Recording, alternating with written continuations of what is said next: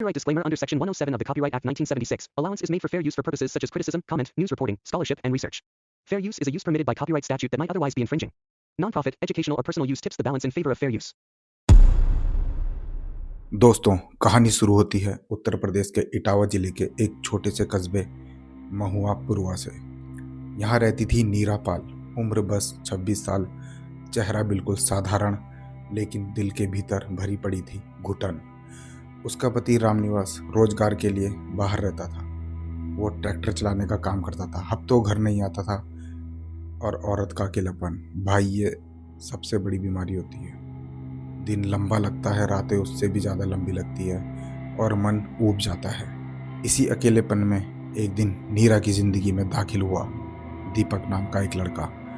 कस्बे में मोबाइल की छोटी सी दुकान चलाने वाला लड़का, मीठी बोली, हंसमुख चेहरा और सबसे खतरनाक, औरत के दिल में अपनी जगह बनाना उसे अच्छे से आता था। नीरा पहली बार मोबाइल रिचार्ज कराने गई थी। वहाँ से बात की चिंगारी लगी। धीरे धीरे रोज़ मुलाकातें, चोरी छुपे मुस्कानें, फिर मिलना जुलना, और देखते ही देखते रिश्ता हद पार कर गया। ये मोहब्बत नहीं थी, आदत बन गई थी। इधर रामनिवास जब हफ्तों बाद घर आता तो उसे नीरा के तेवर बदले बदले लगते। उसकी आंखें जैसे कुछ छुपा रही हो। शक तो हुआ, मगर सबूत कहाँ थे। उधर दीपक के मन में भी लालच का कीड़ा जाग गया। वो नीरा को तो चाहता ही था, लेकिन उसकी नज़र रामनिवास की ज़मीन पर भी थी। दोनों ने बातों बातों में ठान लिया था कि रामनिवास बीच में है, हट गया तो ज़िंदगी आराम से कट जाएगी। और भाई, गलत रास्ते की शुरुआत इसी सोच से होती है।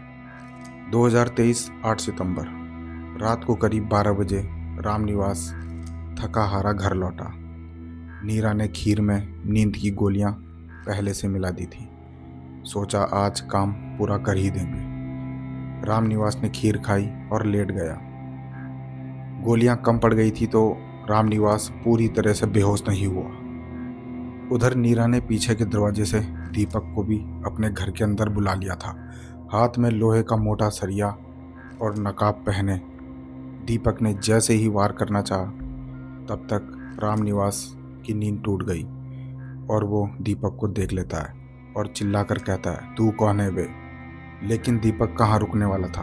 वो जोर से लोहे का सरिया रामनिवास के सिर पर मारता है, जिससे रामनिवास नीचे गिर जाता है। लेकिन रामनिवास की सांसें अभी भी चल रही थी। नीरा डर गई। अगर रामनिवास जिंदा बच गया तो दोनों अंदर हो जाएंगे। डर ने उसके अंदर का हैवान जगा दिया।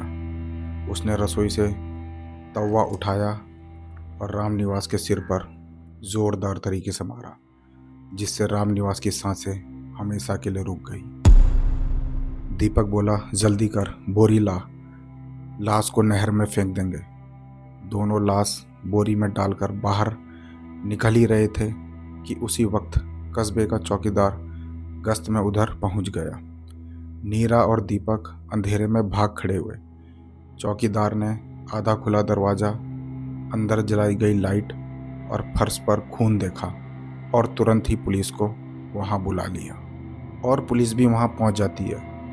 पुलिस को वहां पे टूटी कुर्सी, खून के छींटे, रसोई में खून लगा तवा सब मिला।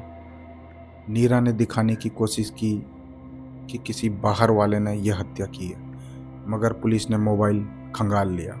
छुपे नंबर, रात रात की बातें, चोरी छुपे की तस्वीरें, सारा राज खुल गया। करीब 3 घंटे की पूछताछ में नीरा टूट गई और सब कुछ कबूल कर लिया। दीपक भी अगले दिन बस अड्डे से दबोच लिया गया। जेल पहुंचते ही दोनों एक दूसरे पर इल्ज़ाम डालने लगे। दीपक बोला, साजिश नीरा की थी। नीरा बोली, सब लालच दीपक का था। मगर अदालत सबूत देखती है, बातों पर नहीं चलती। दोनों को उम्र कैद की सज़ा हुई। नीरा की ज़िंदगी बर्बाद हो गई। दीपक का लालच उसे सलाखों के पीछे ले गया। दोस्तों, इस कहानी का सबक बस इतना है, छुपा रिश्ता कभी सुकून नहीं देता। जो रास्ता गलत और छुपकर चुना जाता है, उसका अंत हमेशा जेल की अंधेरी कोठरी में ही होता है। दोस्तों, अगर आपको ये रियल क्राइम स्टोरी अच्छी लगी और मेरे सुनाने का तरीका अच्छा लगा तो प्लीज़ चैनल को सब्सक्राइब और वीडियो को लाइक ज़रूर कर देना।